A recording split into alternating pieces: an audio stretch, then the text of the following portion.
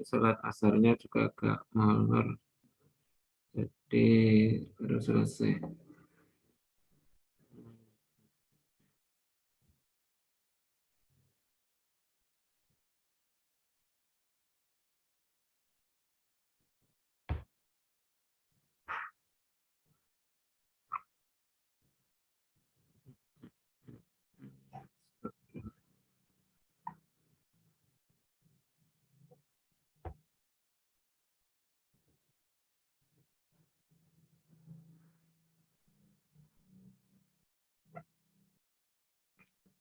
Satu.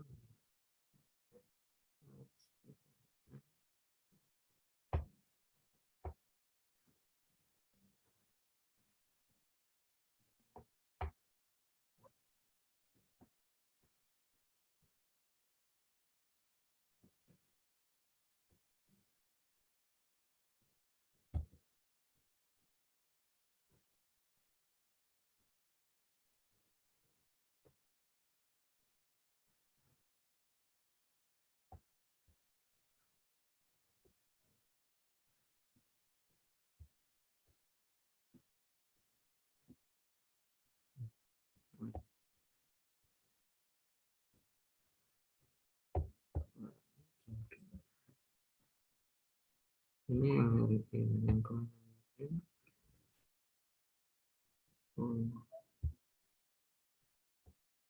Ya, oke ya. Kita mulai. Bismillahirrahmanirrahim. Assalamualaikum warahmatullahi wabarakatuh. Waalaikumsalam warahmatullahi wabarakatuh. Oke ya. Mohon maaf, mungkin agak molor sedikit tadi mulainya. Kemudian tidak mengganggu. Oke, kemarin di awal kita sudah bicara terkait dengan apa itu masalah matematika ya. Jadi artinya di sini ketika kita mendefinisikan masalah, memang tidak setiap soal itu adalah masalah. Kemudian yang kedua, kaitannya dengan jenis masalah di dalam matematik atau mungkin ketika di dalam satu tugas yang kita definisikan sebagai apa ya, kan kalau bentuknya pekerjaan itu kan tugas ya. Jadi kita lihat di situ kita kelompokkan menjadi beberapa bentuk. Di antaranya kemarin kalau kita lihatkan itu adalah exercise, kemudian ada problem. Nah, maksudnya ketika nanti kaitannya dengan soal rutin, soal yang diberikan ketika di akhir pembelajaran itu, memang tujuannya adalah ingin melihat apakah pembelajaran yang dilakukan itu tercapai atau tidak. Nah, sebenarnya hal yang menjadi pembatas di situ kan sebenarnya adalah bahwa mungkin lingkup cara mengerjakannya, mungkin lingkup materinya, atau mungkin koneksi yang dibangun itu kan mungkin bentuknya adalah sempit ya, sempit dalam arti kan ketika kita memahami satu materi hari ini kita tujuannya adalah ini. Kemudian ketika tujuan pembelajaran itu dilihat apakah memang beberapa bentuk itu sudah bisa dilakukan atau tidak. Tetapi ketika memang tujuan pembelajaran itu yang sekarang itu berkembang ya, berkembang dalam arti ketika orientasi pembelajaran di abad 21 itu memang berubah ya. Maka di situ apakah soal yang kita katakan exercise itu bisa saja dikembangkan untuk membangun satu penalaran ya, bangun satu penalaran. Maka sebenarnya bisa juga untuk dikembangkan ke sana. Jadi orientasinya itu kan mungkin pertama kalau soal itu memang adalah sesuatu yang mungkin barangkali gambaran prosedurnya itu sudah nampak karena sudah dilatihkan, ya itu berarti kan artinya soal itu adalah soal yang rutin. Nah, kemudian ketika problem, kemarin kan ada beberapa karakteristik yang harus dilakukan di situ. Artinya ketika kita misalkan melihat itu sejenak itu kita belum menemukan satu ide atau cara, tetapi di situ secara kemampuan kita mungkin mampu untuk melakukannya, ya. Maka di situ kan bisa dikelompokkan sebagai satu masalah, ya. Jadi problem di sini, sehingga tidak setiap soal itu adalah masalah. Nah, kemudian kemarin kita kelompokkan ini menjadi beberapa bentuk, ya. Nah, ketika misalkan nanti secara garis besar itu kan ketika ada soal rutin, maka ada soal non rutin. Ya, jadi soal atau misalkan masalah, ya itu artinya kan ketika ada soal yang rutin, ada soal yang non rutin. Ya. Ketika kita nanti membuat soal yang non rutin, otomatis sebenarnya juga orientasinya adalah mungkin akan mencakup beberapa pengetahuan, atau mungkin kalau kita ingin mengerjakan di situ maka ada koneksi-koneksi yang dibangun sehingga tidak serta-merta itu adalah langkahnya terlihat. Nah, maka di situ sebenarnya kalau mungkin kemarin saudara juga pernah bicara tentang apa itu pembelajaran HOTS ya. Nah, jadi pembelajaran yang berorientasi berpikir tingkat tinggi. Ya. Waduh, koneksinya hilang. Aduh, sebentar, koneksinya hilang.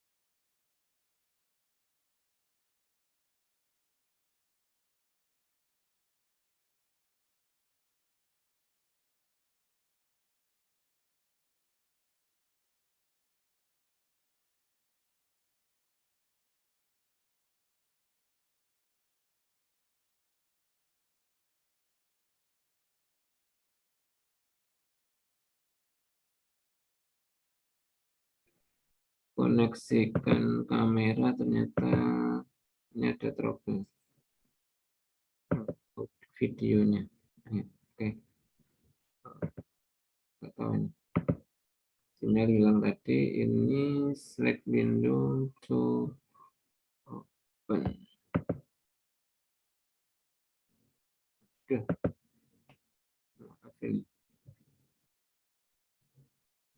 Oke ya, mohon maaf ada trouble. Ini tadi tetheringnya mati HP-nya. Ini coba tethering yang satu, kemudian cukup. Oke, oke ya, mungkin kita kita lihat ini sebentar, ini videonya nggak bisa. Bisa. This video. Oke, nah yang kita lihat di sini pertama mesti kita kelompokkan soal itu rutin dan non rutin. Kemudian yang kedua, kemudian kalau kita lihat di dalam tipe ini mungkin kita juga bisa melihat mana soal yang mungkin open ended dan yang bukan ya, jadi yang close ya. Mungkin barangkali nanti kategorinya seperti itu. Sehingga maksud saya di sini nanti tadi saya sempat membicarakan bahwa ketika pembelajaran berbasis HOT ya, HOT itu kan kalau kategorinya dari ranah berpikir ya, ranah berpikir itu kan ketika kita buat ranah berpikir itu ada yang LOTS, ada yang HOTS ya. Ketika LOTS itu berarti kan menurut taksonomi Bloom itu C1, C2, C3 ya. Jadi kategori ingatan, memahami dan menerapkan itu adalah LOTS ya. Jadi mungkin bentuk yang kita lihat pada soal rutin ya, tentunya mungkin kalau kategorinya hanya itu berarti orientasinya kan di situ LOTS ya. Kemudian ketika sudah mulai masuk ke analisis, mengevaluasi dan create di situ C3, C4, C4, C5, C6 ya, berarti di situ HOTS ya. Jadi mulai berpikirnya tingkat tinggi. Nah, berarti orientasinya kan membangun kreativitas, ya, berpikir kreatif dan berpikir kritis. Nah, berarti orientasi dibangun kan di situ. Nah, salah satu mungkin yang dikembangkan ketika kita membangun bagaimana anak berpikir kreatif, ya. Kreatif itu kan ketika dia menemukan beberapa ide, beberapa cara. Nah, berarti kan kalau soal itu dibangun dengan bentuk yang open ended, ya, dengan bentuk yang open. Artinya kan setiap orang bisa memberikan kesempatan cara yang berbeda dengan orang lain, maka kan kreativitas itu akan terbangun di situ. Tetapi ketika setiap kita membuat soal itu adalah yang close, caranya itu tunggal, tidak ada cara yang lain, ya.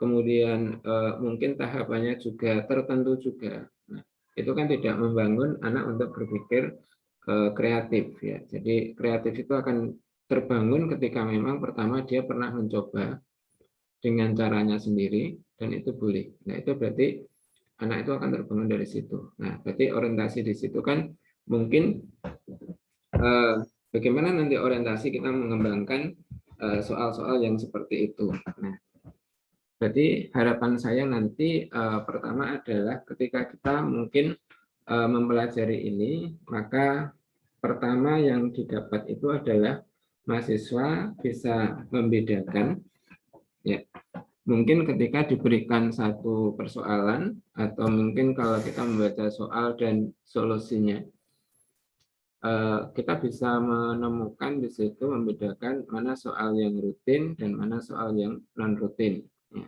Kemudian yang kedua di situ mana yang soal dikategorikan masalah dan mana yang bukan.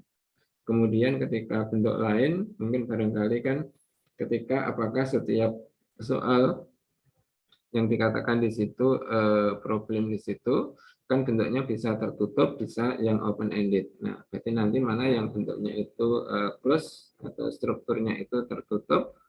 Kemudian yang kedua itu kan mana yang bentuknya itu open ended. Nah, barangkali nanti kan ketika kita berikan misalkan pada materi tertentu ada informasi tertentu, soal ini ubahlah ke dalam bentuk mungkin barangkali yang non rutin. Mungkin barangkali nanti orientasinya bisa di situ. Nah, itu mungkin pertemuan yang kemarin yang kita bahas. Nah, kemudian yang kedua di sini mungkin juga ini sudah sering mengenal juga, sering mendengar, ya. Ini tadi, ya. Jadi sudah sering mendengar juga. Nah, yang kita lakukan yang kedua itu adalah bagaimana seseorang itu memecahkan masalah. Nah, sebenarnya memecahkan masalah itu tidak lepas dari berpikir, ya, berpikir. Ketika kapan seseorang itu dikatakan berpikir. Jadi sehingga ketika pada suatu saat itu kan ketika ditanya, ya, kamu berpikir enggak? Gitu ya. Jadi, padahal kan beberapa pernyataan kan setiap orang itu pasti berpikir. Ya. Kalau orang tidak berpikir itu berarti dia sudah mati. Ya. Berarti kan artinya apa itu berpikir? Ya. Berpikir itu sebenarnya kan bahwa ada yang mendefinisikan itu. Nah, ketika proses berpikir itu proses masuknya informasi ke dalam struktur otak kita.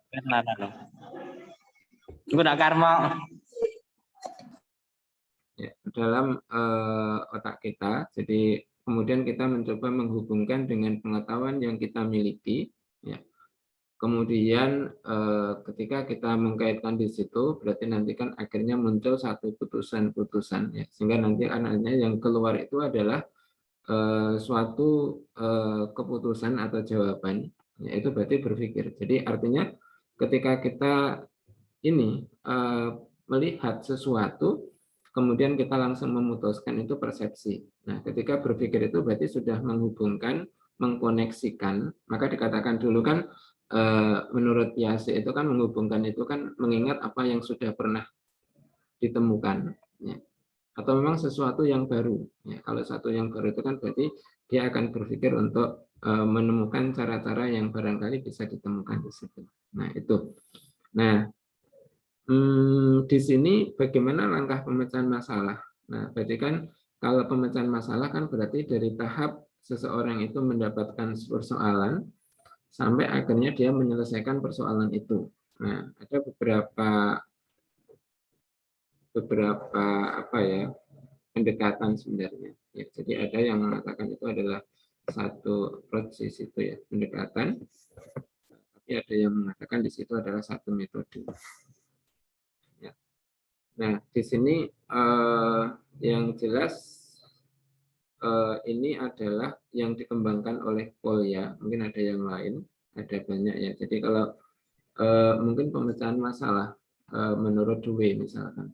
Karena Dewey itu sendiri kan sebagai seorang ahli psikologi kognitif itu memandang sekolah itu adalah tempat memecahkan masalah. Ini yang kita lihat di sini. Pertama mungkin ketika kita mengambil polya, karena di dalam bentuk ini memang yang kita sampaikan di perkuliahan ini adalah polya ya. Mungkin barangkali nanti ketika ada bentuk yang lain kita bisa menggunakan untuk pembanding.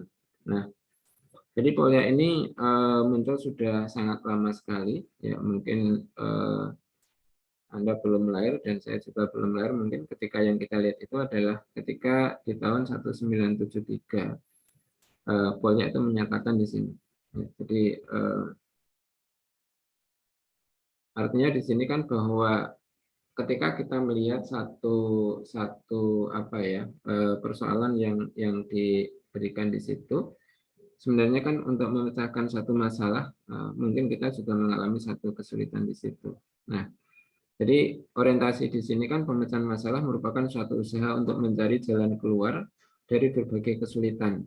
Ya, jadi memecahkan itu berarti artinya mencari jalan keluar dari berbagai kesulitan. Ya. Kalau tidak ada kesulitan itu berarti tidak masalah. Ya, tidak ada solusi. Ya, maksudnya itu solusi sudah ada, itu bukan masalah. Ya. Jadi ketika bagaimana kita memecahkan masalah itu berarti memang ada problem. Ya. Jadi kalau Anda mengerjakan soal, kemudian Anda langsung bisa menyelesaikan, berarti memang di situ tidak ada masalah.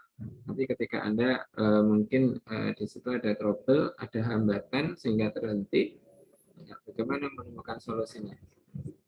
Nah, di mana cara tersebut masih dikelilingi sejumlah hambatan dan untuk mencapai tujuan tersebut memerlukan suatu usaha yang tidak mudah untuk segera dicapai. Nah, ini sebenarnya awal ketika kita mencari permasalahan itu maksudnya seperti itu. Nah, untuk mencapai itu, ya maka mungkin barangkali kan ada tahapan yang dilakukan agar nanti orang itu bisa memilah dan memilih, ya memilah dan memilih apakah setiap tahapan itu dipenuhi. Kalau misalkan itu hierarkis, ya berarti artinya orang tidak bisa melangkah ke tahap berikutnya kalau memang tahapan satu itu tidak dipenuhi.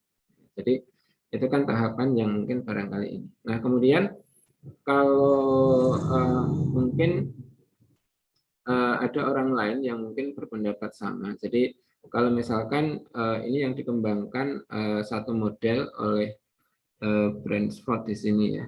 Jadi dia mengembangkan ini ya, intinya ada yang lain mungkin saya sampaikan itu identifikasi masalah, tahapannya mendefinisikan, eksplorasi, melaksanakan alternatif strategi yang dipilih, atau yang terakhir itu mereview kembali.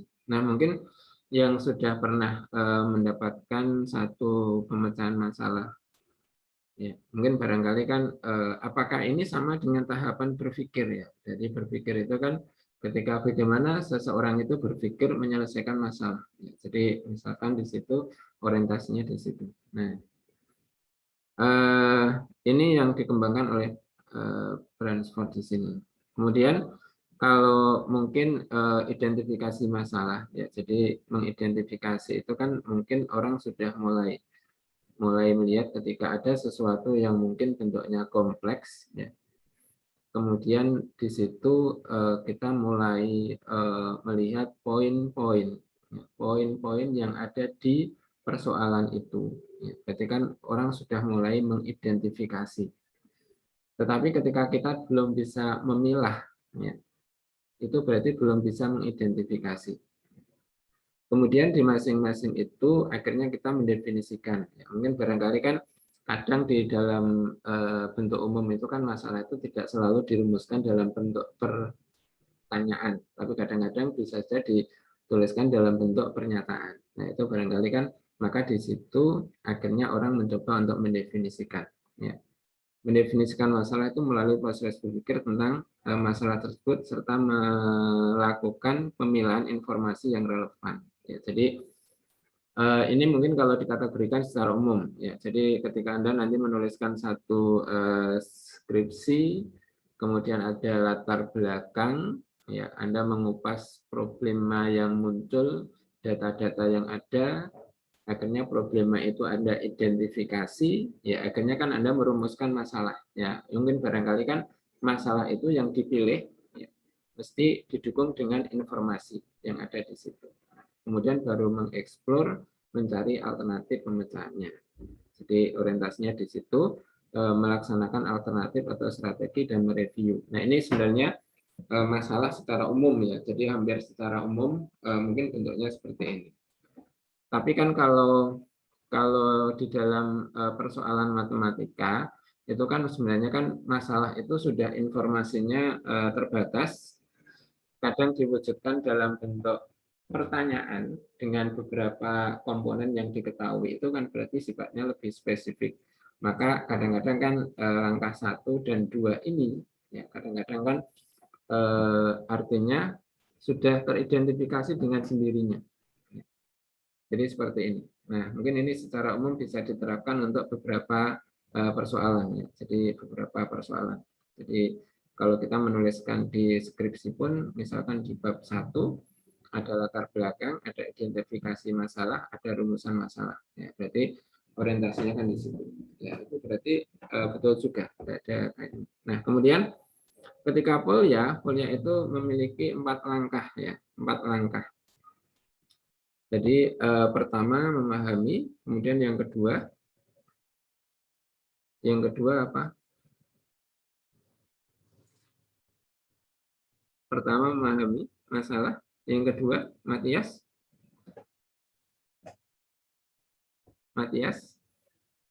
tes, Matias ini kemute, tadi suaranya masuk loh ya. Oke, nggak tahu. Oke, ada 4, jadi ada masalah, kemudian merencanakan, melaksanakan, dan meninjau kembali. Oke, yang kita lihat itu seperti ini. Nah, sebenarnya kan kalau di bukunya Polya sendiri itu sebenarnya dijelaskan lebih detail. Cuma ini saya mengambil beberapa sumber yang mungkin barangkali ini terlalu kita pilih yang sederhana.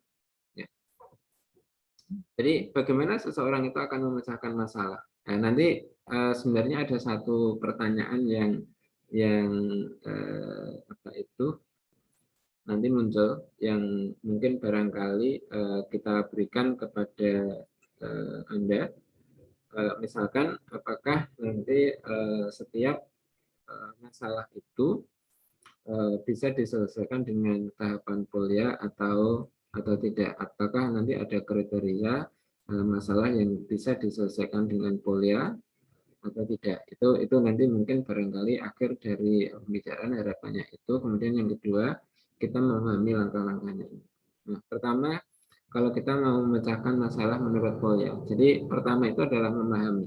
Nah, kadang begini, memahami itu sesuatu yang mungkin barangkali sudah nampak ya, sudah nampak bisa dilakukan ya. Tetapi mungkin barangkali kan ketika apakah seseorang itu memahami masalah dengan baik atau tidak. Ya. Sebenarnya yang tahu di dalam diri kita ya, dalam diri kita. Kita bisa memahami itu dengan baik atau tidak. Karena beberapa bentuk ketika ditanya apakah Anda memahami masalah, memahami. Tahu maksudnya. Kenapa tahu? Ya, karena di situ sudah yang diketahui ini dan ditanyakan itu. Ya, tapi kan artinya di situ mungkin tidak sebatas itu ya. Jadi kalau misalkan sebatas itu kan sebenarnya mengingat. Maka kalimat yang dituliskan ini sendiri sehingga ketika mengetahui apa yang ditanyakan pada masalah, apa yang petunjuk yang diketahui, atau mungkin barangkali serta apa hubungannya dengan keduanya itu. Jadi artinya di situ kan mungkin barangkali orang memahami masalah itu sampai sebenarnya informasi yang diperlukan itu cukup atau tidak. Jadi cukup atau tidak. Maka dikatakan begini, ketika mungkin bentuk ini memang kita sulit untuk mengetahui, karena yang tahu di dalam diri kita. Nah, bagaimana nanti ketika kita itu menggali apakah seseorang itu atau siswa itu memahami masalah atau tidak. Ya. Maka sebenarnya kan di sini ya, mungkin kita bisa bertanya pada diri kita sendiri juga. Jadi sebenarnya kan di situ ya. dapatkah kita itu menyatakan masalah dengan kata-kata sendiri. Jadi artinya mungkin barangkali diumpamakan dengan bentuk lain itu adalah orang bisa membuat masalah yang sama atau mengungkap masalah itu dengan bahasanya sendiri. Jadi mengubah redaksi, ya mengubah redaksi dari soal itu. Ya, jadi redaksinya tidak sama, tapi maknanya sama. Itu namanya ini. Ya. Kalau kita sudah berani mengubah redaksi itu, kemudian ternyata di situ adalah redaksi itu menghasilkan satu persoalan yang sama, itu berarti kita memahami. Kalau kita belum berani mengubah redaksi itu, ya berarti sebenarnya kita belum memahami. Nah, sebenarnya kan gitu. Nah, kemudian berikutnya mungkin barangkali kan apa yang Anda coba cari dalam atau Anda kerjakan itu kan sudah mulai mengarah apa yang akan menjadi persoalan inti di dalam permasalahan itu. Ya, bisa saja di situ yang paling mudah di situ biasanya kan apa yang mungkin diketahui dan apa yang ditanyakan. Itu kan sebenarnya kan pertanyaan yang paling mudah ketika nanti kita melihat apakah seorang itu memahami atau tidak. Tapi kadang-kadang pertanyaan itu menjebak kita.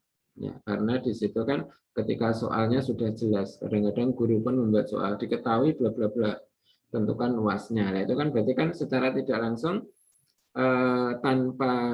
tanpa berpikir, ya, dia sudah bisa menuliskan itu karena apa? Di soalnya sudah jelas. Nah, itu berarti kan artinya soal yang baik itu berarti kan informasi yang diberikan di situ mungkin barangkali kan terselubung, tetapi orang sudah mulai memilah mana yang diperlukan dan mana yang tidak. Nah, sehingga mungkin pertanyaan-pertanyaan ini bisa membantu. Jika ada informasi yang tidak tersedia, itu berarti kan artinya mungkin barangkali kan kemarin ketika ada persoalan, ya, persoalan yang barangkali di situ sebenarnya tidak diketahui di dalam soal, tapi ada. Ada itu berarti kan bukan tersirat, tapi bukan tersurat, tapi tersirat. Ya, jadi mungkin barangkali bentuknya seperti itu. Atau mungkin dengan kata lain, ya, dengan kata lain ketika misalkan orang ketika ingin mengetahui apakah seseorang itu memahami atau masalah atau tidak, maka boleh juga misalkan menanyakan bentuk ini. Ini kan alternatif yang bisa dibuat. Mungkin kalau Anda misalkan melihat dari 1 dan 2 ini kira-kira bagus yang mana. Ya, jadi ada bentuk yang sama. Dapatkah Anda menyatakan kembali masalah dengan kata-kata Anda sendiri? Nah, ini kan sebenarnya kan sama dengan kalimatnya, dapatkah Anda menyatakan masalah dengan kata-kata sendiri? Itu kan sama. Jadi intinya sebenarnya beberapa sumber, kalau ini di bukunya Polya itu menyatakan ini. Apakah ada informasi yang cukup untuk memungkinkan Anda menemukan solusi? Nah, itu berarti kan artinya kalau orang memahami itu, berarti dia mengerti secara detail. Informasinya sudah cukup, kemudian yang ditanyakan itu, nah artinya kan informasi yang diberikan itu cukup untuk menjawab pertanyaan itu. Nah, itu berarti bagus. Jadi bukan dikerjakan dulu, nanti baru, oh ternyata ada unsur yang tidak diketahui. Nah, itu berarti dikatakan masalah. Jadi gitu ya. Artinya mungkin kan gini, pertama ketika nanti saudara memiliki pekerjaan, pertama kan nanti ketika Anda membuat persoalan atau Anda membuat masalah, ya, kemudian Anda ingin mengungkap apakah siswa saya itu bisa memecahkan masalah saya atau tidak. Nah, saya akan menggunakan Polya. Polya itu berarti yang pertama kan memahami masalah. Ya. Mungkin kalau kriteria di belum ya, mungkin kalau memahami indikatornya bla bla ini. Tapi ini kan memahami masalah, bukan memahami mungkin satu konsep ya. Kalau masalah itu mungkin kan mencakup beberapa konsep. Ya. Nah, bagaimana kita mengungkap? Nah, artinya kan kita harus tahu batasannya memahami masalah itu apa. Nah, itu jadi kriterianya di situ. Oke ya, jadi itu ya. Mungkin barangkali kan kita bisa membuat kriteria soal yang mengenai pemecahan masalah, kemudian kita bisa mengungkap itu. Ini tahap pertama. Nah, kemudian tahap kedua itu merencanakan. Nah, kalau merencanakan ya, atau membuat rencana, ya, make a plan di sini, jadi membuat suatu rencana penyelesaian, ya. Maka sebenarnya kan gini, membuat rencana itu berarti kan kita sebenarnya kan menyusun tahapan atau menyusun langkah-langkah yang akan digunakan di dalam menyelesaikan masalah itu. Jadi orientasi di situ maka sebenarnya kan gini, ketika siswa mulai dari memikirkan strategi, metode, rumus, serta prosedur untuk menyelesaikan itu, maka dikatakan itu masuk di dalam perencanaan. Maka sebenarnya di sini yang kita katakan apakah siswa itu sudah mampu menyusun perencanaan dengan baik atau tidak. Ya, maka di sini kan pertama, jika sudah mendapatkan informasi dari apa yang diketahui dan ditanyakan itu, maka mulai memikirkan langkah apa saja yang akan digunakan untuk memecahkan masalah. Nah, ini berarti kalimat yang kita buat ini itu menjadikan langkah awal yang kita katakan di situ orientasinya kan membuat rencana. Nah, membuat rencana. Nah, nanti mungkin barangkali yang kita lihat itu di dalam membuat rencana ini salah satunya kan memikirkan strategi pemecahan masalah. Nah, ini kata-kata strategi pemecahan masalah nanti kita bahas tersendiri, walaupun bukan merupakan keharusan, tapi strategi itu kadang-kadang memang berguna, bukan keharusan. Artinya tidak harus pakai itu, tapi kadang berguna. Nah, sebenarnya ada 12 ya kemarin yang kita berikan. Cuma ini sementara saya tulis 9. Ya. Ada mencari pola, menguji, ya. Kemudian menguji kasus khusus yang lebih sederhana. Kemudian ada membuat sebuah diagram, ya, kadang dengan gambar dan sebagainya di situ. Nah, orientasi di sini ini termasuk kelompok strategi. Nah, kelompok strategi ini sebenarnya kan masuk di dalam tahapan konteks membuat rencana ini. Jadi artinya kalau nanti kita belajar strategi pemecahan masalah itu sebenarnya kan strategi itu kan orientasinya apa di situ. Sebenarnya ini masuk di kelompok membuat rencana. Gitu ya. Nanti kita bahas mungkin setelah ini. Minimal minggu depan sudah masuk di sana atau nanti hari ini. Ya. Nah, sebenarnya ada banyak hal yang mungkin barangkali diungkap ketika kita ini. Kalau misalkan saya mengatakan ini, kira-kira nanti cocok enggak ya?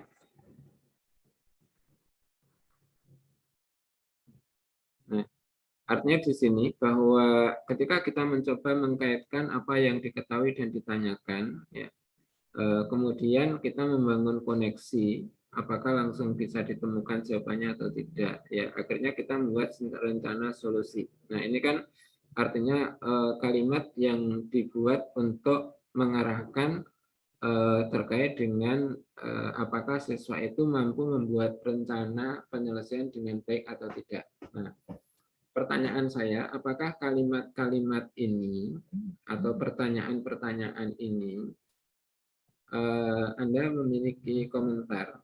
Ya, memiliki komentar. Jadi pertama begini, kalau tadi dikaitkan dengan persoalan, ya, maka mungkin kan kita memikirkan itu kan sebenarnya ketika pernahkah Anda melihat sebelumnya, itu artinya gini,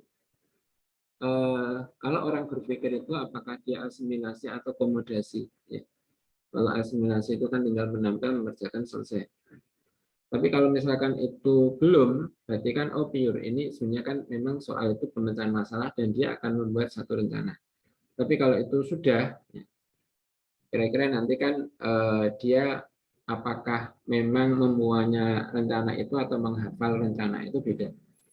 Nah, atau pernah Anda melihat masalah yang sedikit bentuknya berbeda. Nah, ini sebenarnya ketegasan untuk kemurnian dia di dalam membuat rencana itu. Ya, termasuk nanti memahami masalah itu sebenarnya pertanyaan ini penting. Nah, ini sebenarnya kan pertanyaan di awal ya, mengkaitkan dengan hubungan tadi. Nah, mungkin barangkali yang kita lihat itu kan bentuknya adalah di sini. Pertanyaan ini mungkin lebih ini. Apakah Anda tahu teorema yang mungkin berguna? Nah, itu kan sudah mulai koneksi, membangun koneksi dengan pengetahuan yang dimiliki.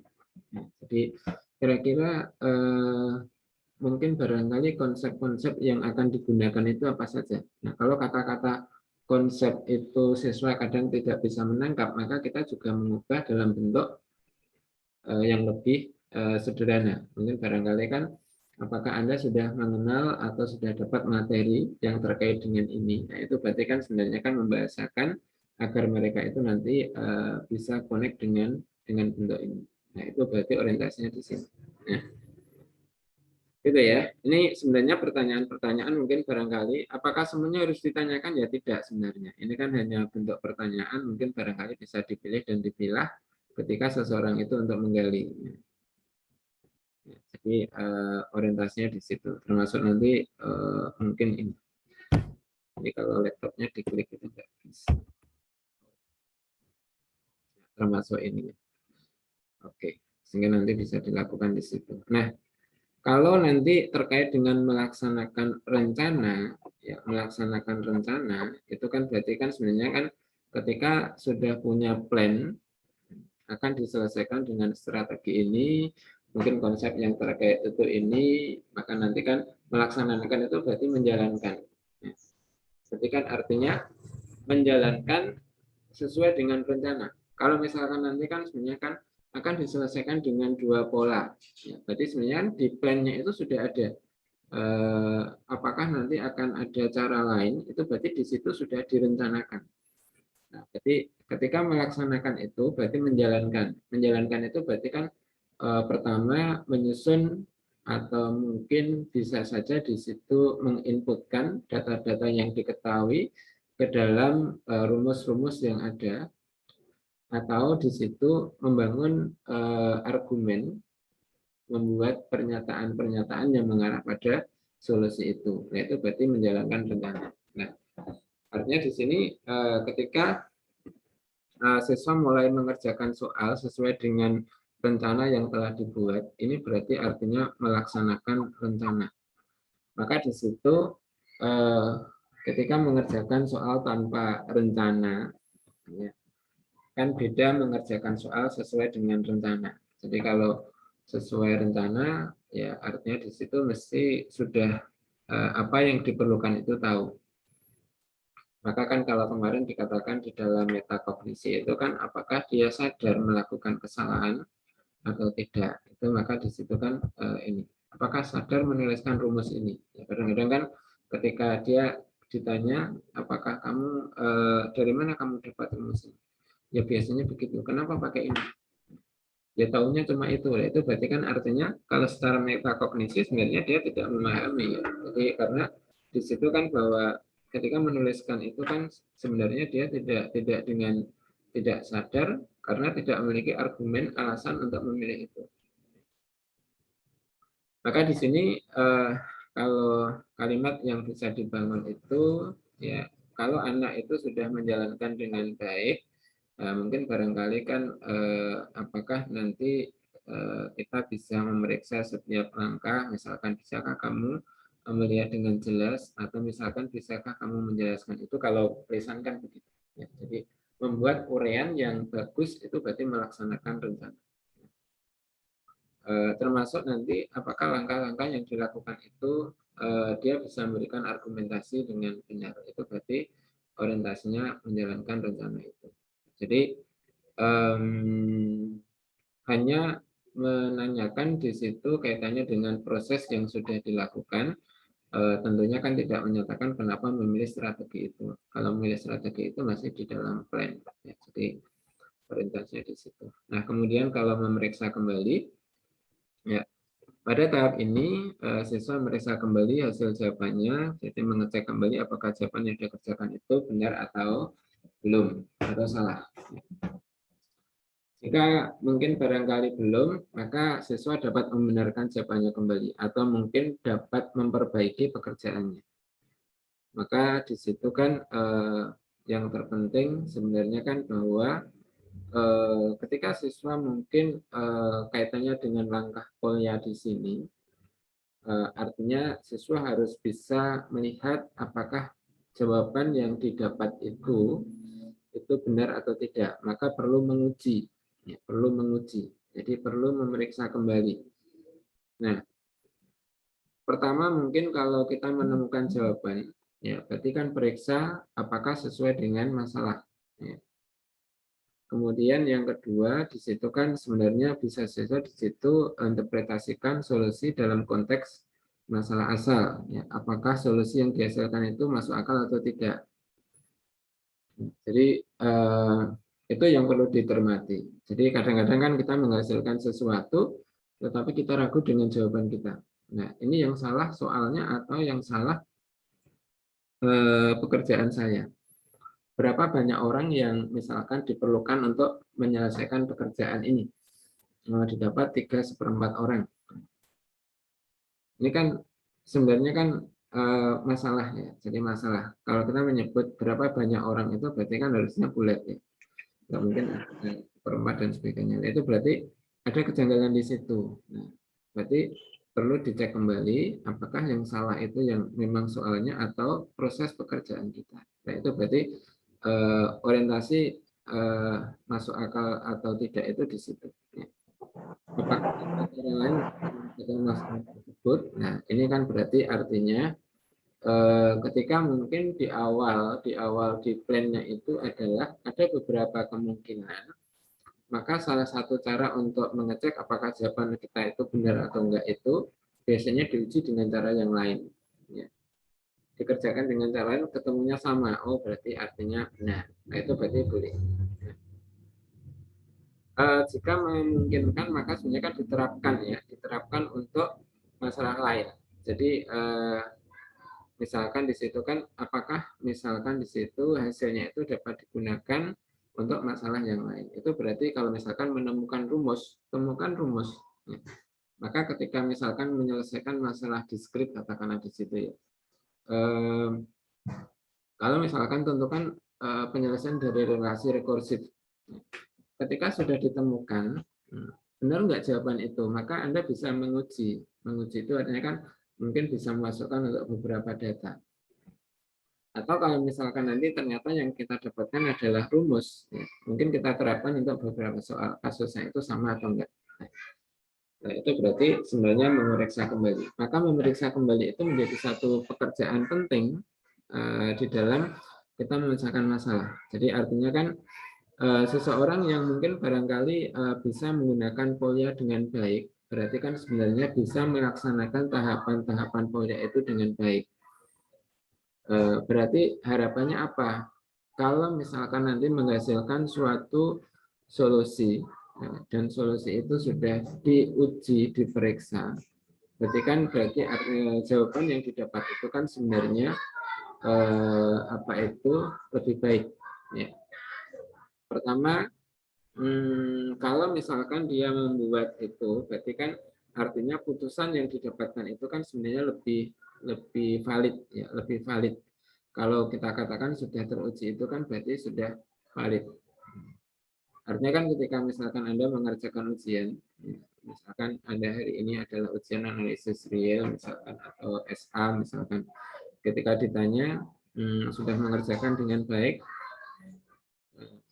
nggak tahu sih benar atau salahnya. Nah, itu berarti kan sebenarnya ada keraguan yang mungkin barangkali Anda alami.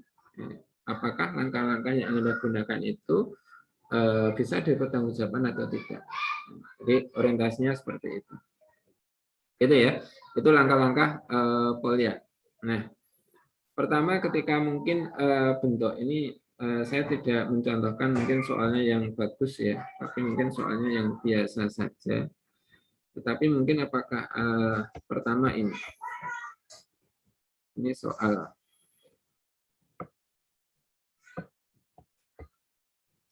dikasih warna oranye. Nah, ini. Oke, ini soal. Apakah soal ini masalah untuk Anda? Mungkin saya tanya.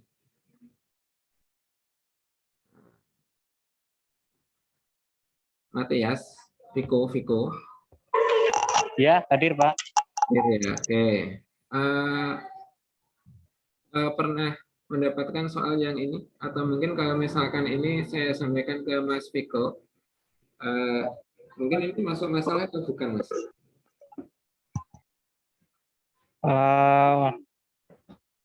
Menggunakan kombinasi ya, Pak? Saya nggak tanya menggunakan kombinasi atau enggak, cuma saya tanya ini masalah atau enggak ya, Mas? Menurut saya masalah, Pak. Masalah, kenapa? Karena untuk membuat penyelesaiannya nggak bisa langsung menggunakan prosedur kombinasi langsung dimasukkan, tapi harus beberapa cara gitu, Pak. Gitu. Ini soal rutin atau non rutin ya?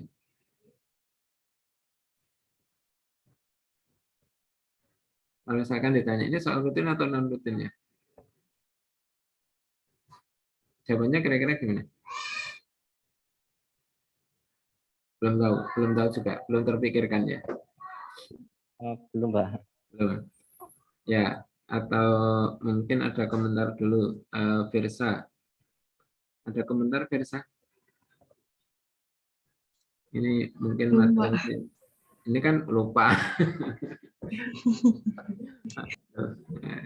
Kalau ditanya sudah jawabannya lupa duluan, ini bingung saya nanti tanyanya gimana. Zunus? Iya, Pak. Ada komentar Zunus? Itu menurut saya soal non rutin. Soal non rutin. Kenapa non rutin? Karena prosedurnya lebih kompleks daripada yang saya pikirkan, Pak. Gitu. Jadi kan sebenarnya kan kalau kita misalkan memiliki rumus permutasi, rumus kombinasi, itu kan artinya tidak langsung masukkan rumus itu langsung ketemu jawabannya. Tapi di situ kan mungkin perlu memilah dan memilih dulu. Nah ini nanti Anda teliti dulu apakah nanti persoalan ini masuk kategori soal yang seperti apa. Kemudian nanti ketika misalkan saya ingin memasukkan bahwa ini adalah masalah untuk pemecahan masalah kuliah itu kira-kira pas atau tidak. Ini kalau saya misalkan memberikan satu ilustrasi itu seperti ini.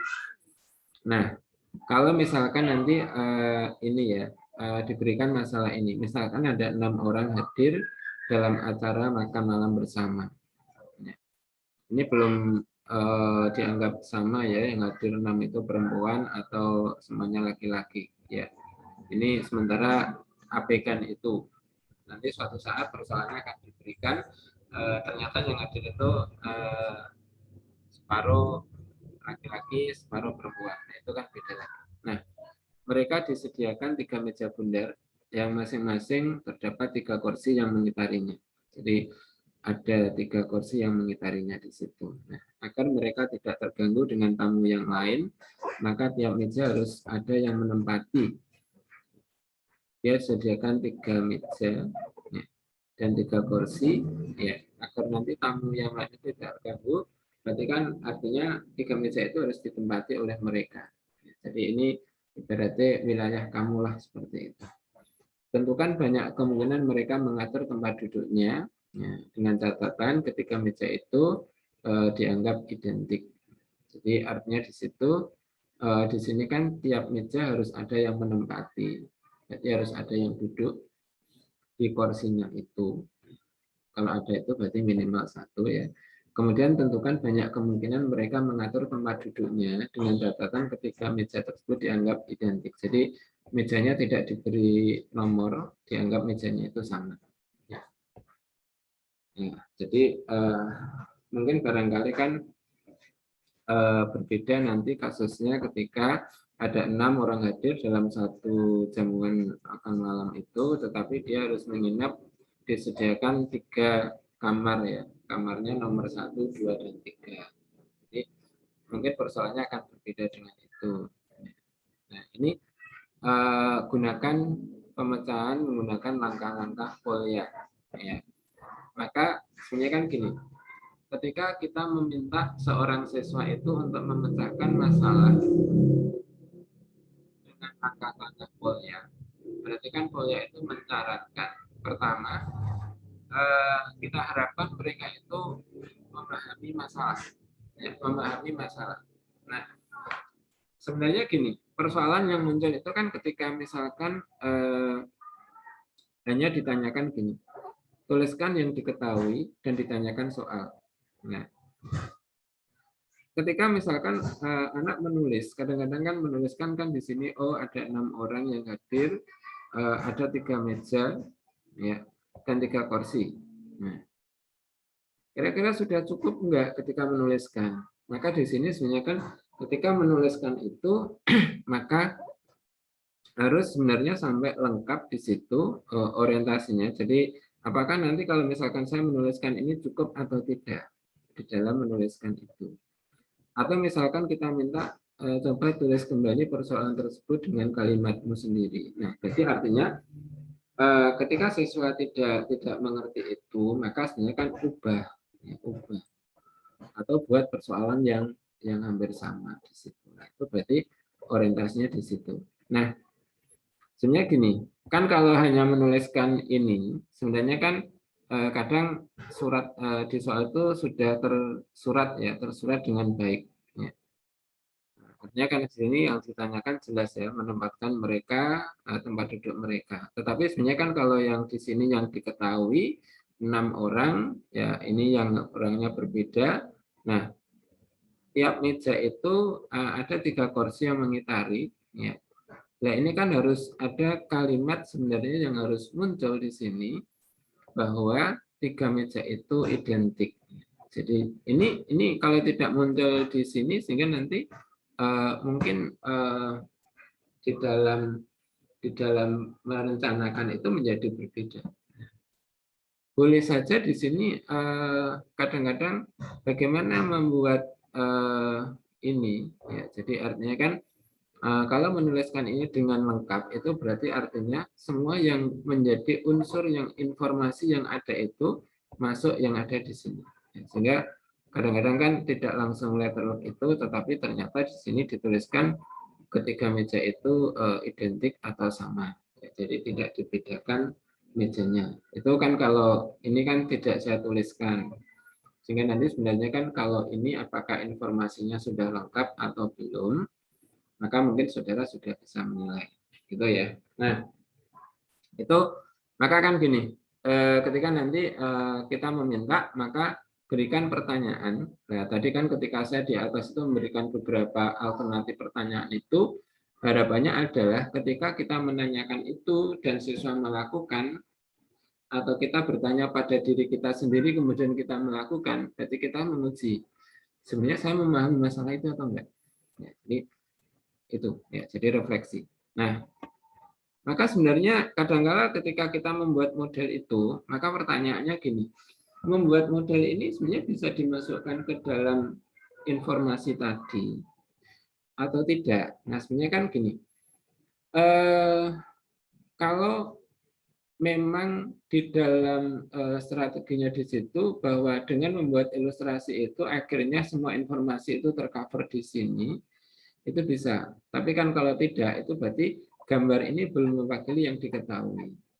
Cuma kalau ilustrasi kemudian dikaitkan dengan ini data, itu sebenarnya kan sudah menyusun rencana. Jadi membuat satu ilustrasi identik, ya artinya di sini artinya di sini mungkin membuat ilustrasi kemudian mencoba menghubungkan terkait dengan itu. Nah, berarti kan di sini termasuk nanti ketika tiap meja itu ada 3 kursi. Ya. Kemudian konsep apa yang terkait? Di sini permutasi siklik. Ya. Kalau siklik itu gimana rumusnya? Termasukkan itu. Kemudian yang kedua, bagaimana memilih ini? Kan orangnya ada 6. Apa cuma 2, 2, 2? Atau bagaimana? Nah, berarti kan artinya kita memiliki persoalan bagaimana mengelompokkan mereka. Jadi mengelompokkan agar nanti dia dikelompokkan menjadi 3. Nah, orientasinya di situ. Urutannya dibedakan enggak? Karena mejanya identik, berarti urutannya tidak. Nah, itu berarti sebenarnya nanti membuat rencana itu, berarti membuat pertanyaan-pertanyaan, sehingga nanti pertanyaan itu akhirnya siswa itu menjawab, dan harapannya adalah ketika siswa itu mampu menjawab, berarti siswa itu memiliki perencanaan yang baik. Ya, jadi orientasinya di situ. Ya, jadi ketika kita misalkan sudah membuat gambar, kemudian nanti misalkan ke 6 orang itu kita misalkan A, B, C, D, E, F, G, ya. Kemudian kita membentuk kelompok menjadi 3. Ya. Kemudian di sini tidak boleh ada meja yang kosong, berarti kan artinya kalau dikelompokkan di meja 1, 2, dan 3 itu kan tidak boleh yang kosong, berarti kan minimal anggotanya 1. Ya. Jadi seperti itu. Nah, bagaimana kita melakukan ini? Nah, ini sebenarnya harusnya di sini sudah mulai disusun juga. Jadi pertama kan kita akan mengelompokkan orang ini menjadi 3 kelompok. Ya. Kemudian setelah menjadi 3, berarti langkah berikutnya adalah menyusun mereka untuk menempati tempat duduknya. Jadi ini mungkin barangkali kan meja, ya, kemudian menentukan urutan mereka itu ini, ya, menempatkan mereka duduk. Jadi misalkan di sini ada Matias, di sini ada Yunus, ya. Kemudian di sini ada Ali misalkan di situ, ya. Apakah posisinya bisa berubah? Oh, bisa. Itu berarti kan orientasinya di situ. Kita menggunakan perkalian atau penjumlahan, ya. Nah, itu berarti kan harus di dalam perencanaan juga. Jadi nanti kalau misalkan kita mengubah di sini mengganggu yang lain enggak? Nah, itu sebenarnya kan di tahap perencanaan. Orientasinya sebenarnya kan di situ. Kita gunakan rumus perkalian atau penjumlahan. Gitu ya. Nah, itu mungkin barangkali kelompok nanti menyusun rencana di dalam polya. Kalau menjalankan rencana, ya ini hanya sekedar sehingga nanti Anda koreksi kalau salah di situ. Ini baru nulis. Ya, menjalankan rencana berarti sebenarnya kan kita menjalankan proses tadi. Membagi mereka ke dalam 3 kelompok. Nah, 3 kelompok itu, maka kan kita membagi itu kan gini, ada 6 orang. Ya, kalau ini 3, 2, 1. Kalau ini 3 boleh nggak? Ini kosong kan nggak boleh, karena mejanya nggak boleh kosong. Kalau 1, 1,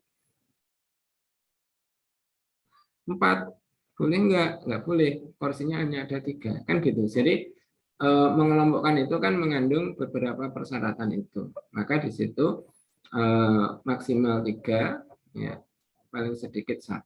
Yang kemungkinan hanya 2 ini. Gitu ya. Jadi nanti kan ketika kalau minimal 1, ya nanti bisa 1, 1, 4, tapi kursinya kan hanya tersedia 3, nggak boleh ada yang berdiri. Nah, itu berarti mengelompokkan menjadi ini. Ini berarti kan mengelompokkan mereka. Sudah terbentuk kelompok, berarti kan ini kasus, ya. Nanti kan memilah menjadi beberapa kasus. Kasus 1 dan kasus 2. Kalau kasus 1 ada berapa? Nah, itu baru dijalankan. Nah, ini setelah itu berarti merencanakan, menjalankan, memilih untuk yang ditempatkan di meja 1. Kemudian, ada berapa cara? Karena kita memilih, ya berarti kita gunakan kombinasi. Kemudian berarti 6, ya memilih 3 dari 6. Berarti C 6, 3. Kemudian dilanjutkan yang meja yang kedua.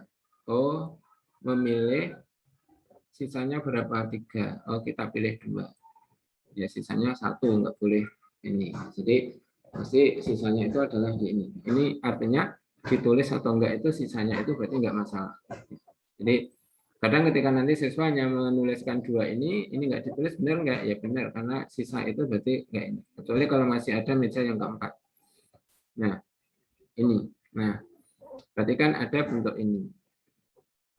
Nah, kemudian Kalau berikutnya menempatkan meja satu ada 3 orang, nah, berarti sebenarnya kan permutasi siklik, ya. Berarti kan n-1 faktorial, oh berarti 2 faktorial, ini 2-1 berarti 1 faktorial, nah ini 0 faktorial, didefinisikan 1, oh menjadi ini. Ini namanya menjalankan rencana, jadi artinya prosedur yang dibuat tadi. Oh kelompok 2 kemungkinan itu ini.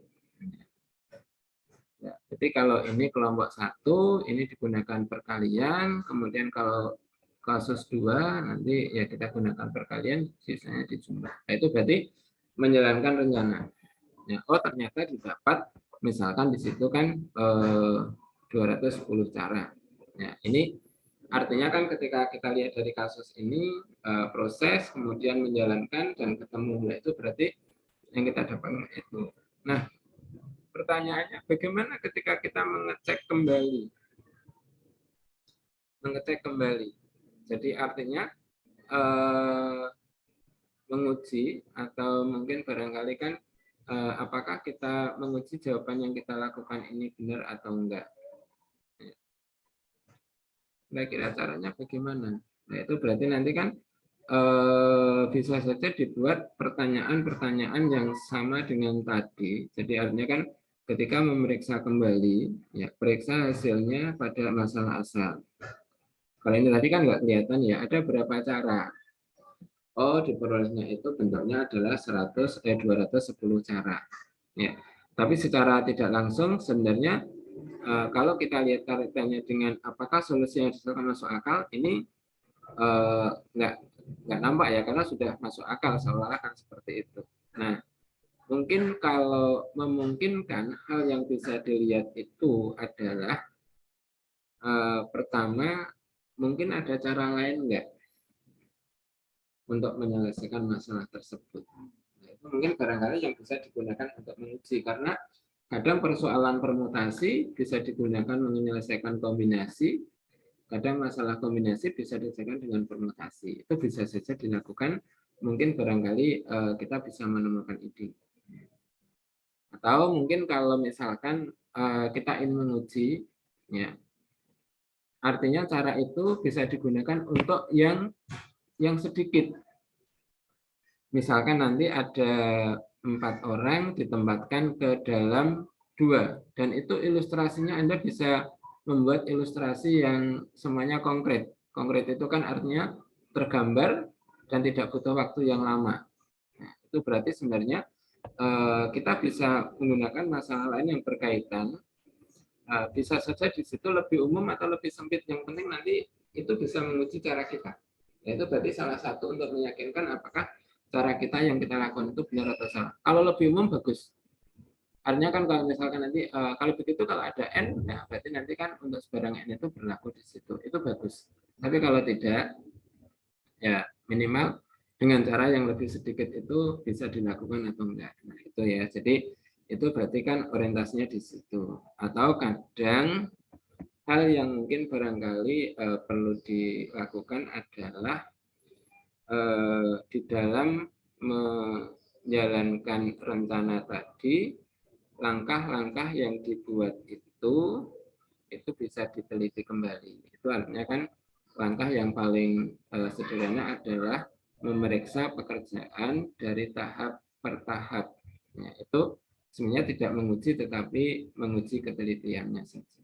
Jadi menguji teliti dan mencermati secara hati-hati untuk dilakukan itu. Jadi orientasinya di situ. Cuma memang kadang-kadang persoalan tertentu, ya, ketika salah menyederhanakan harusnya ketemu misalkan garis, tapi jawabannya bidang, itu kan bisa. Jadi itu yang kita lakukan di situ. Ya, oke ya. Jadi seperti ini.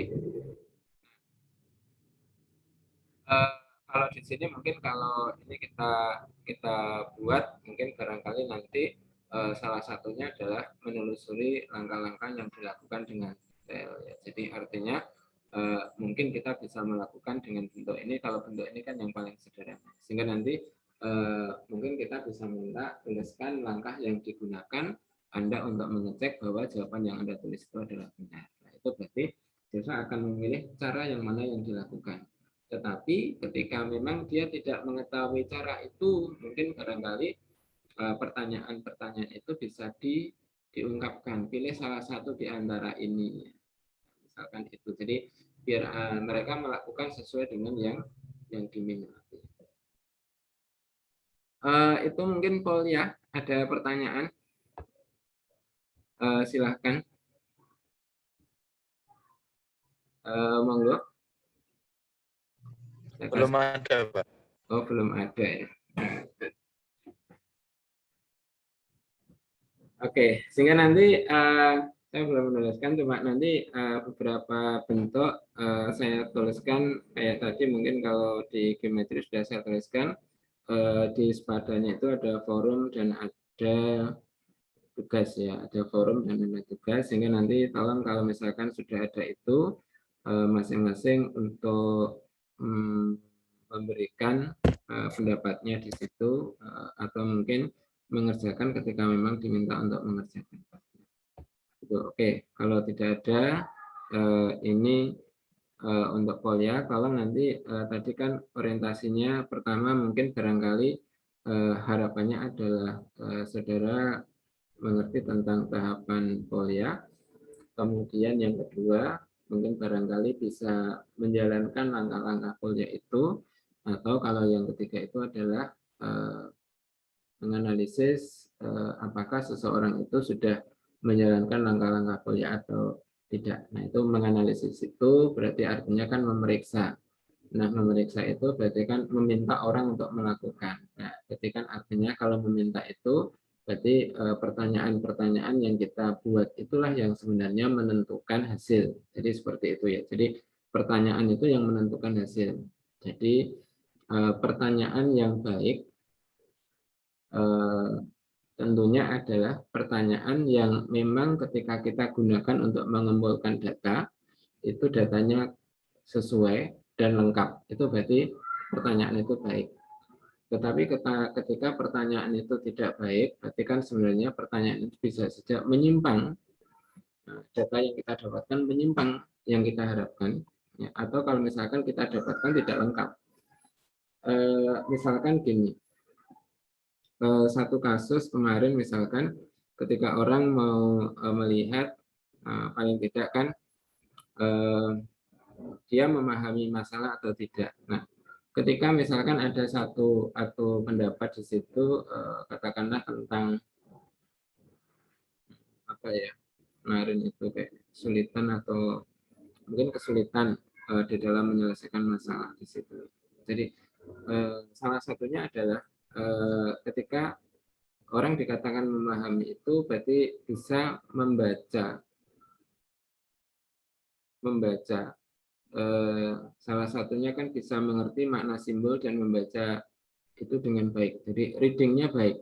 Nah, kalau reading baik itu kan berarti dia harus ini harus membaca dengan benar, terutama yang nanti soalnya yang ada simbol atau mungkin ada gambar. Jadi orientasinya di situ. Kalau soal ini dibaca ya persis, tapi kalau soal yang ini itu kan berarti datanya berbeda. Jadi misalkan kayak data itu kan gini, misalkan ada 6 orang. Nah, kalau misalkan 6 orang hadir. Nah, ketika nanti di dalam data itu kita tuliskan 6 itu dalam simbol ini atau 6 dalam tulisan, itu namanya data ya. Kalau dituliskan simbol ini berarti kan belum membaca. Tapi kalau mendengarnya 6 itu kan berarti ENAM ya, berarti yang kita tuliskan itu namanya data. Nah, jadi mungkin orientasinya di situ. Oke, kalau tidak ada pertanyaan sepertinya udah nggak ada masalah.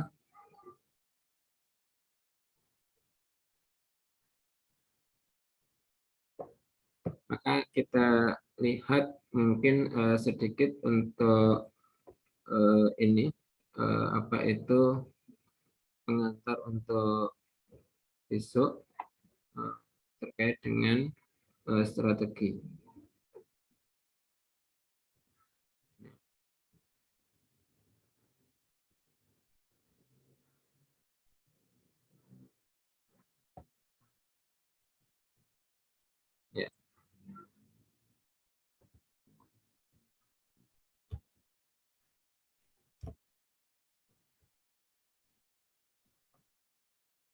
Oke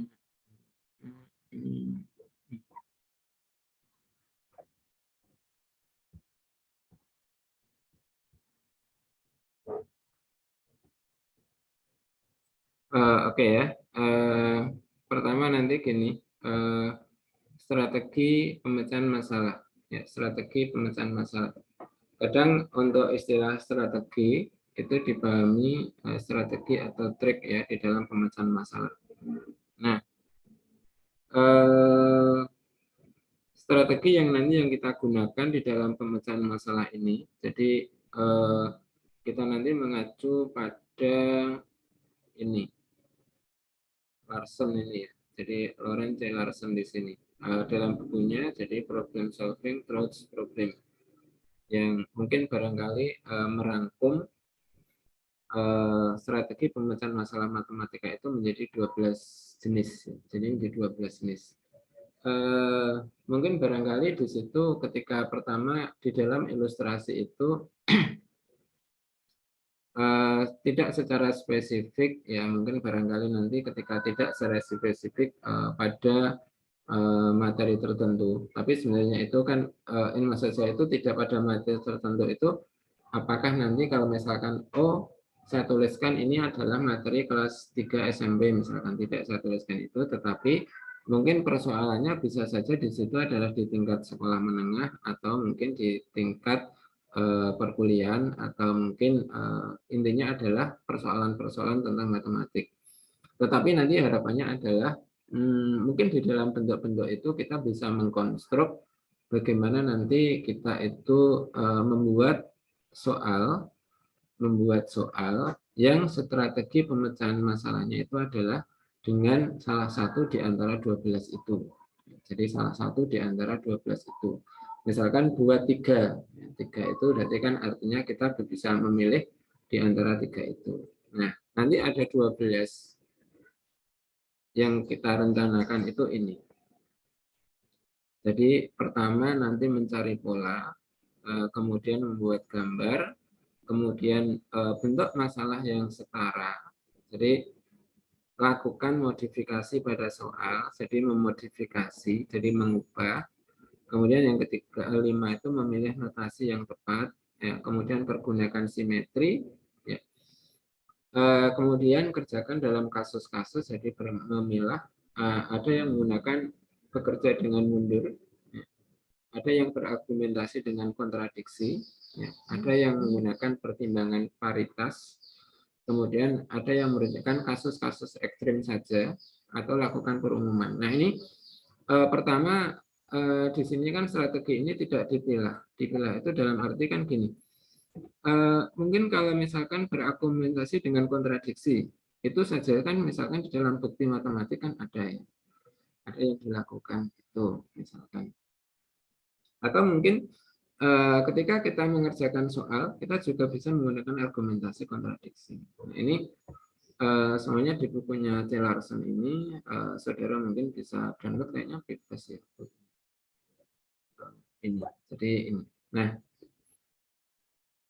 pertama mungkin kalau kita lihat hari ini satu kasus aja. Ini saya belum menjelaskan mencari pola itu seperti apa. Tapi kita berikan satu persoalan dulu, ya, satu persoalan dulu. Ya, misalkan ini kan selalu ada muncul yang namanya barisan bilangan itu di SMP ya. Jadi barisan bilangan ini materi yang ada di SMP. Nah, misalkan dari ini diberikan satu barisan bilangan ini. Tentukan suku ke-7, 8, dan 9. Maksudnya kalau di dalam bentuk ini, apakah kita akan mencari pola ya, atau tidak di dalam mengerjakan itu. Nah, yang kita lihat itu kan gini, ketika nanti kita membuat suatu permisalan, ya, ini kan yang kita lihat itu gini, mengerjakannya, ini kita namakan suku, suku pertama 1, yang suku kedua itu 2, 1 plus 1, suku ketiga itu 4, berarti 2 plus 4, ke 4 itu 7. Oh, 7 itu 4 plus 3.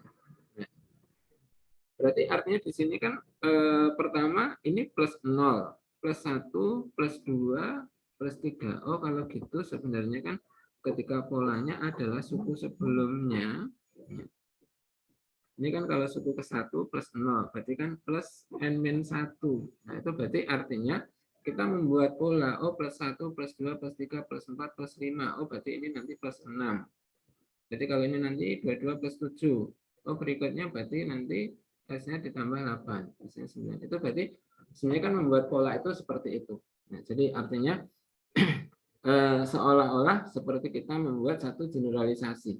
Ya. Dari bentuk, ya, akhirnya di situ kan akhirnya nampak keterkaitan. Nah, ini kan seperti kalau orang membuat relasi rekursif itu kan nampak keterkaitan antar suku-suku yang ada. Itu kan seperti relasi rekursif itu seperti itu. Nah, ini sebenarnya kalau persoalan ini bisa digunakan untuk pola. Maka di situ kan ketika kita menggunakan tes AQ itu kan kadang-kadang kan ada pola bilangan. Nah, nanti mungkin saudara bisa bekerja, misalkan di sini tentukan banyaknya himpunan bagian dari ini ya, himpunan dengan n elemen. Itu adalah 2 pangkat n. Nah, itu nanti mungkin barangkali bisa digunakan menggunakan pola. Nah, walaupun mungkin kadang-kadang kan bagaimana kita akan membuktikan itu, ya, membuktikan itu. Ya. Maka di situ kan kita nggak usah panik, ya, jika usah bingung bagaimana memprosesnya. Tapi mungkin menjawab itu kan bisa kita mungkin barangkali orientasinya mengubah, ya, mengubah. Ya. Kita bisa saja di situ orientasinya kan sebenarnya berapa banyak himpunan bagian dari himpunan dengan n elemen, ya. Itu kan artinya kan hanya sedikit mengarahkan agar nanti orientasinya itu. Jadi buat pertanyaan ini nanti baru buktikan. Kira-kira seperti itu.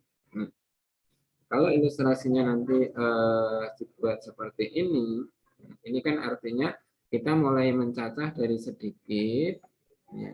Kemudian kita susun, oh pangkatnya 0, pangkatnya 1, ini pangkat 2, pangkat 3, pangkat 4. Oh, kalau begitu kalau ada n berarti nanti 2 pangkat n. Nah, itu berarti orientasi di dalam membangun pola itu adalah seperti itu.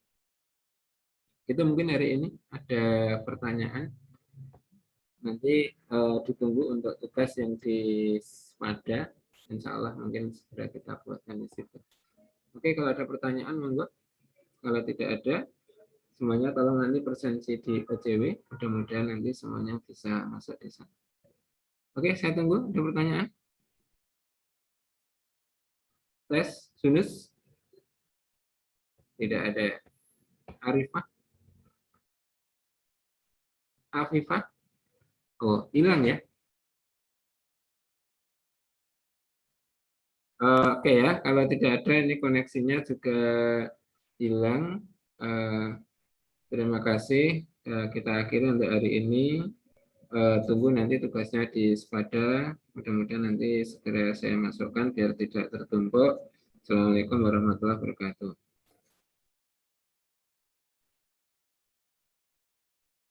Halo, suara nggak masuk ya?